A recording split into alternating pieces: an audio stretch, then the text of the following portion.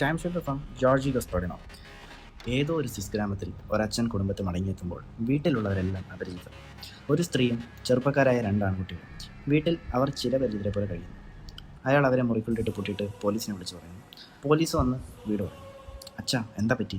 അകത്ത് നിന്ന് അയാളുടെ മക്കൾ കരഞ്ഞു. ഒരു ചെറുപ്പക്കാരനും ഒരു ചെറുപ്പക്കാരിയും. 2 പേരും സർവകലാശാല വിദ്യാർത്ഥികൾ. അവർ വൈകുന്നേരം ഉറങ്ങുന്നു. ഉണരുന്നത് 20 വർഷം കഴിഞ്ഞ്.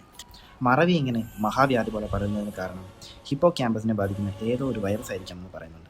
അത് തലച്ചോറിലെ കലകളെ നശിപ്പിക്കുകയും നാഡീ സംവേദനത്തെ തടസ്സപ്പെടുത്തുകയും ചെയ്യുന്നുണ്ടാകുന്നു. ലോകപ്രസിദ്ധരായ പല ശാസ്ത്രജ്ഞരും കോളനി കൊളാപ്സ് ഡിസോർഡർ എന്ന് വിളിക്കുന്ന തേനീച്ചയുടെ ദുരൂഹമായ തിരോധാനത്തിൽ സംഭവിക്കുന്നത് മനുഷ്യരുടെ കുടുംബത്തിൽ അൾസിമേഷ്യസ് ചെയ്തു വെക്കുന്നത് തന്നെയാണ്. Thread A kind of time travelling ആണ്, ബട്ട് ഒരു റിയലിസ്റ്റിക് ടൈം ട്രാവലിംഗ് ആണ് ഇതിൻ്റെ ത്രെഡ്. സ്യൂറിക്കിലുള്ള അൾസിമേഷ്യസ് രോഗമുള്ളവർക്കായിട്ട് ഗോസ്റ്റൈൻ എന്ന ഒരു സൈക്യാട്രിസ്റ്റ് ഒരു ക്ലിനിക്ക് സൃഷ്ടിക്കുകയാണ്. അപ്പോൾ ആ ക്ലിനിക്ക് കൺസ്ട്രക്ട് ചെയ്യുന്നത് ഇങ്ങനെയാണ്.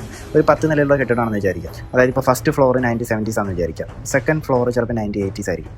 അങ്ങനെ ഓരോ നിലകളിലും പുള്ളി ആ കാലഘട്ടത്തിൽ യൂസ് ചെയ്തിരുന്ന പ്രൊഡക്ട്സ്, ആ കാലഘട്ടത്തിൻ്റെ സ്മെൽസ്, അതുപോലെ ആ കാലഘട്ടത്തിൽ യൂസ് ചെയ്തിരുന്ന സിഗരറ്റ്സ്, അങ്ങനെ ഓരോ കാലഘട്ടത്തിൽ വളരെ ഡീപ്പായിട്ട് വിശകലനം ചെയ്തിട്ട് ഓരോ നിലകളിലായിട്ട് പുള്ളി അതിനെ ക്രമീകരിക്കുകയാണ്.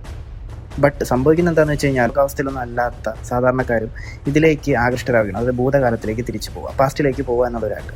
അപ്പോൾ പിന്നെ അതെന്താണ്, പിന്നെ ഒരു വൻ ഫിക്ഷൻ മോഡാണ്. അതായത് യൂറോപ്പിലുള്ള ഡിഫറെൻറ്റ് കൺട്രീസിൽ ഏത് കാലഘട്ടത്തിലേക്ക് തിരിച്ചു പോകണം എന്നുള്ള ഒരു തിരഞ്ഞെടുപ്പുകൾ നടക്കുന്നു.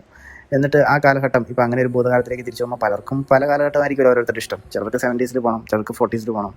സോ അങ്ങനെ വരുമ്പോൾ ഒരുപാട് പ്രശ്നങ്ങളുണ്ടാവും. അപ്പം ഇങ്ങനെ വരുന്ന കാര്യങ്ങളെ വളരെ ഡീപ്പായിട്ടൊരു വിശകലനം ചെയ്യുന്ന ഒരു കൃതിയാണ് ശരിക്കും ഈ പറഞ്ഞ ടൈം ഷെൽട്ടർ. അപ്പോൾ ഇത് വായിക്കുന്ന ഒരു പെർസ്പെക്റ്റീവ് എന്ന് പറഞ്ഞു കഴിഞ്ഞാൽ ഒരു ഫിലോസഫിക്കൽ, പിന്നെ ആ ടൈമിലുള്ള രാഷ്ട്രീയ സാഹചര്യം, പിന്നെ സാംസ്കാരികപരമായുള്ള കാര്യങ്ങൾ, അങ്ങനെ ഒരു നോവൽ അധിഷ്ഠിതമായിട്ടുള്ള രീതിയിലുള്ള ഒരു എഴുത്താണ് എക്സ്പെക്ട് ചെയ്യേണ്ടത്.